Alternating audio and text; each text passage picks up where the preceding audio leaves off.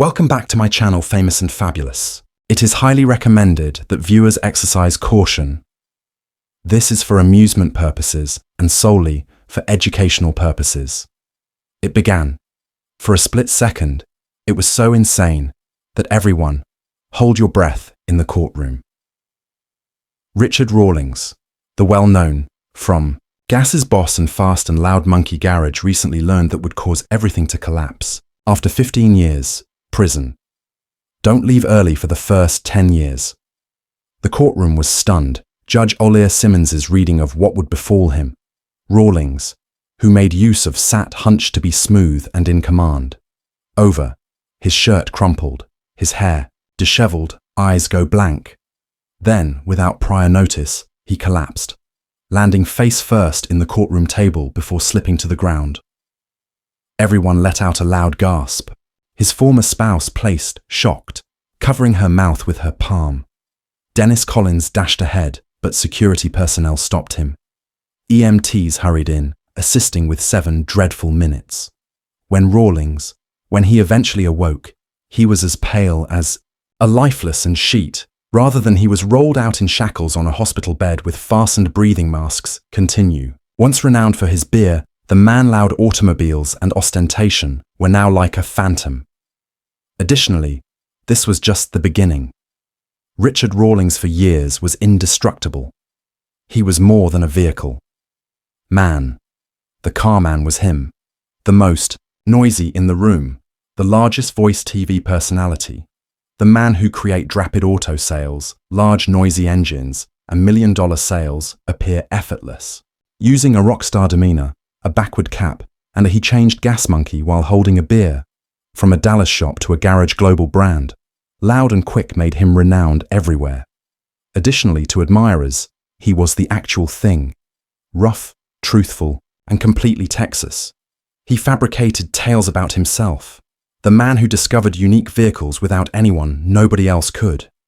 Who made the million-dollar vintage vehicles from former garages and barnsers if they were specifically waiting for him. His in the automobile, the word was like the truth. World of collectors. If Rawlings was correct, then it was uncommon indeed. If he said it was actual, buyers didn't inquire. However, as the years passed, the agreement began to appear too flawless, too tidy, too simple. Collectors of automobiles, particularly the more seasoned ones, started to murmur in private. What was the situation with Rawlings? Lots of unique vehicles. How did his automobiles selling for all-time highs repeatedly? Some thought he just possessed the greatest automotive sense in the company. Some weren't so certain. There were rumors, tales of automobiles being made to appear better than they actually were, among papers that don't match exactly. Some tales of purchasers who were unable to double-check what they purchased. However, with a national television program, a rapidly expanding fan base, as well as businesses that pay him to advertise their products, those rumors got concealed by the Gas's Loudness brand of monkeys. Rawlings was all over the place. He did more than simply mend automobiles. He was giving myths new life. Additionally, nobody did a better job of selling the dream. However, when dreams are based on shaky foundations, don't endure forever. Additionally, in late 2023, the earth would splinter beneath him. It began without handcuffs or a police search. Paperwork was the first step. The IRS began what was known as intended to be a routine check-in with Gas Monkey Garage. Only a few minor issues in reports that are released every 3 months. It occurs. No alarms, only an accountant, and no headlines asking inquiries and anticipating completion in a few weeks. However, those inquiries generated warning signs, expenses for the firm that didn't align with the business's public work, food bills that are identified as auto parts, expensive flights that pass for transportation runs, personal vehicles with store label stock, but it was never sold. Next, money transfers to foreign nations that were never filed a report. It wasn't immediately clear that first. Additionally, Rawlings' books were tidy, nice. However, specialized accountants started to tug on loose strands, and the more deeply, the further they went, the less cluttered it appeared, accounting and more akin to a meticulous, constructed affront. The VIN followed. Unraveling, a rare car that was purportedly restored, sold for more than $400,000, attracted notice of checkers. The VIN did not correspond to any well-known production company. Actually, it didn't match the records of any automakers. It was a spectre. Investigators adhered to the trail, following the sale using fictitious businesses, financial transactions, and counterfeit documentation. What began as a simple tax filing issue has now surfaced. Something considerably larger. They weren't merely addressing inaccurate financial statements. They were examining deception, fraud, potentially illegal material. The IRS forwarded the matter to the Justice Department. The one VIN error wasn't a single mistake. It was a door. Additionally, when detectives cracked it open, they discovered the whole network that supports it. When the federal detectives searched the Gas Monkey garage, they discovered more than just antique tools and muscle vehicles. They discovered a framework, a device designed to deceive people. Out of sight, behind secured doors, out of sight of the TV crews and cameras, were a part of the store that failed to appear on the building plans. With a room full of laser etchers, VIN stamping, and costly printer skits. Federal records state that this served as Richard's lifeblood. The operation of Rawlings. More than 8 years, Rawlings, together with a select group of reliable employees, had allegedly changed the names of many dozen vehicles. Standard mid-range vintage vehicles were transformed into unique high-value vehicles, false documents, build sheets, dealer bills, even old owner documents were made to support the falsehoods. These vehicles subsequently sold for hundreds of thousands of dollars of cash, frequently to foreign nations, making the offences both federal and cross-border in extent, and each one was displayed on TV. A few fast and loud episodes were performed in court as a component of the evidence of the prosecution.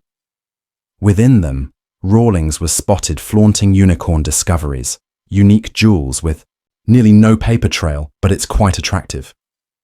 According to the prosecution, the show wasn't merely amusement, it was marketing. It was a cover. Members of the jury watched excerpts of Rawlings explaining backstories that aren't possible. Automobiles that belong to celebrities, stored in a garage for decades, discovered despite all odds, one after another, consistently at the ideal moment, always available for purchase soon after production. Next came the automobile and the expert witnesses, historians, experts in forensic vines, past workers in factories. They clarified how improbable these discoveries were, how it would be statistically impossible for one man to find so many discoveries of a lifetime. They weren't. They were not only improbable, but impossible. And with each fresh account, the picture of Richard Rawlings as a fantastic vehicle flipper started to disintegrate. He hadn't recently constructed a garage. He had constructed a falsehood. What made Richard's case final Rawlings was more than simply fake documents, or Vince, Doctor. It was the statements made by, within his own empire. 3 former gas workers at Monkey Garage come forward, each with nearly the same tales, and what they exposed was harmful. In depth within the store, beyond the brightly lighted locations for filming, and the public-facing workstations, which were a part of the structure that had no floor plan. Always locked, no cameras, no signs, they dubbed it the cage. Within that, the rail construction took place in the chamber, reimaginings, not restorations. Precision welding and industrial VIN stamping rigs, a computer dedicated solely to creating fictitious ownership documents, old build papers, and receipts from dealers that appear so authentic, even if you collectors were unable to distinguish between the two. According to a former worker, it appeared more akin to a counterfeit lab than a vehicle dealership. This Rawlings did not stumble into it. It was prearranged. The prosecution disclosed that this field had been engaged in since based on internal correspondence, at least 6 years, invoices for specialized machinery, and CCTV video from surrounding companies. It displayed the delivery of parts covertly through side doors. Rawlings had a master key, but no one else did. Additionally, Fast and Loud was shot in one half the garage. The actual company occurred in the dark.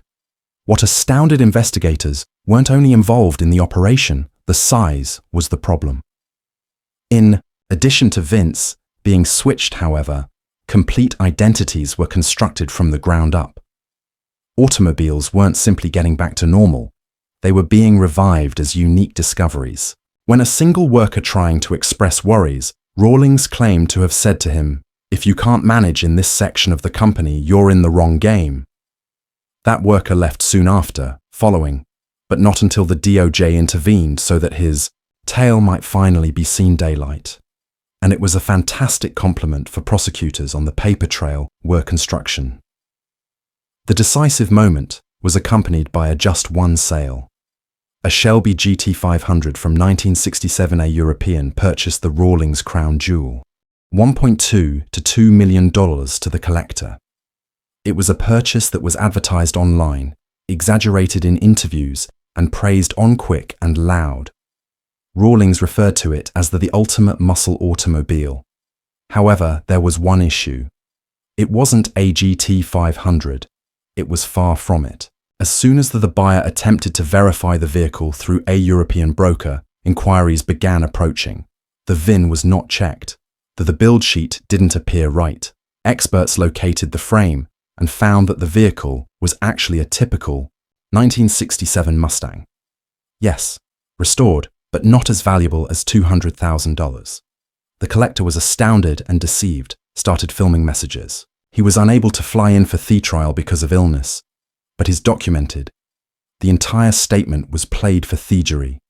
He described his admiration in it, how he had followed gas for Rawlings' years spent as a monkey, and his trust that the one who established an empire on passion would never deceive someone like him. "I had faith in Richard," he remarked, putting off the initial purchase, concur. "I can now understand that he was acting the entire time.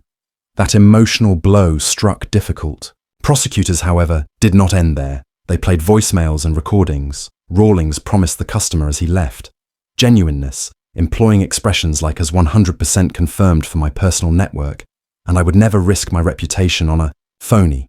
However, he had indeed done just that. The wire scam was confirmed by Shelby sales fees. It involved cross-border falsified documents and demonstrated purpose. And that was the point at which the complete delusion, not only for the court, but Rawlings' whole world fandom. It wasn't merely a technological scam, it was intimate. Why Richard, how potent Rawlings' crime was, so successful, wasn't the caliber of the fraudulent documents or the auto's scarcity. The show was the event. Loud and Fast gave him a worldwide stage. Each turn, each discovery, each and every dollar made was shared with quick cuts, upbeat music, and flair for charisma. The performance wasn't only amusement, it was evidence. Rawlings didn't have to persuade purchasers individually. He persuaded millions of viewers each week.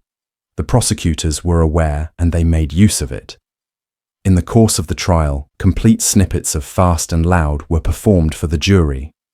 Within them, Rawlings boasts of locating rare automobiles and makes calls, performs miracles, and displays documents as essential.